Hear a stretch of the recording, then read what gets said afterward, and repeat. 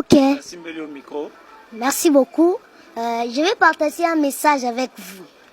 Et le message en question que Dieu m'a mis à cœur de parler avec vous, c'est de la consolation. Je vais parler des choses importantes, des thèmes importants que Dieu m'a inspiré de vous parler. Et la première d'abord, je vais commencer par la consolation.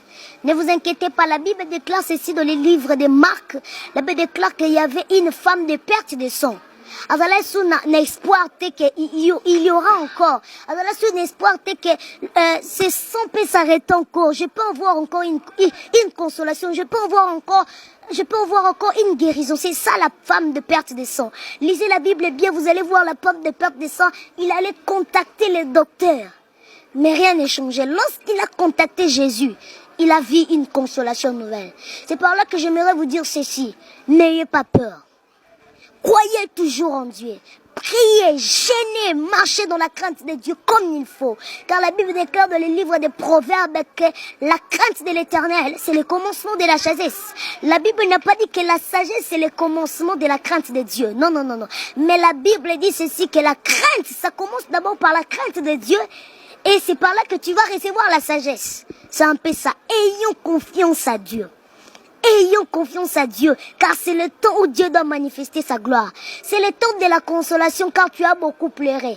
Assez de pleurer, car c'est le temps où Dieu doit te visiter. La femme de perte de sang, plus d'espoir. Mais ce jour-là, il avait réussi sa guérison. Nous allons lire aussi le livre de Jean chapitre 2. La Bible déclare ceci, les vases étaient négligés. Les 6 vases.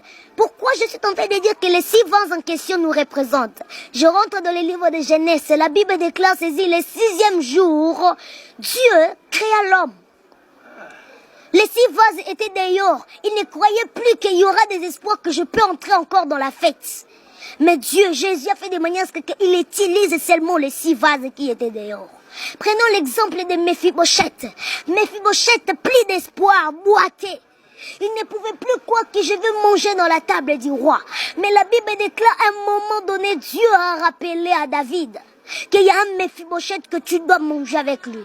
C'est-à-dire que c'est le temps de la consolation, mon frère. Toi qui me suis, tu as des problèmes, appelle-nous dans le numéro qui est affiché. On va prier pour toi. Car c'est le temps où Dieu doit consoler ta vie. Alléluia. Mais Mephibosheth est dehors. Il ne pouvait plus croire qu'il y aura encore des espoirs. Car la loi disait ceci, quelqu'un qui est aveugle, qui ne marche pas, il doit être là-bas dehors. Il ne peut pas manger avec le roi. Il ne peut pas entrer dans la fête du roi. Mais la Bible déclare ces jours-là, il a mangé avec David. David, le roi, il a mangé avec lui. Le temps de la consolation est venu. Il ne faut plus avoir peur. Et le deuxième thème que j'aimerais parler avec vous, c'est la prière. C'est ça. Lorsque tu es dans la consolation, il faut avoir 2 choses importantes. La vie des prières. 1 Thessaloniciens chapitre 5 verset 17. La Bible déclare ceci, prier sans cesse. C'est ça. Et la Bible nous présente encore quelque chose que nous pouvons marcher avec eux, c'est la foi. La foi est une ferme assurance de choses qu'on espère, mais une démonstration d'une chose qu'on ne voit même pas. La foi est un petit mot, mais ça peut faire sortir beaucoup de choses. Lorsque tu es dans la consolation, 2 choses importantes, la vie des prières et la foi. C'est ça, les 2 choses importantes. C'est ça les 2 choses importantes. Dès Samuel 24-25 nous dit ceci.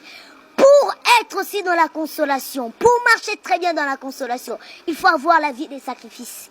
Je ne te demande pas de venir me donner ta dîme. Si tu as un pasteur là et tu vois le fruit de l'esprit en lui, et si tu ne vois pas à ton pasteur les œuvres de la chair qui sont manifestées dans les livres de Galates 5, mais si tu vois le fruit de l'esprit, donne-lui ta dîme. La vie des sacrifices, aider les gens, les armes spirituelles, c'est ça. Lorsque tu es dans la consolation, lorsque tu marches avec Dieu, 4 choses importantes. La vie des prières, la foi et la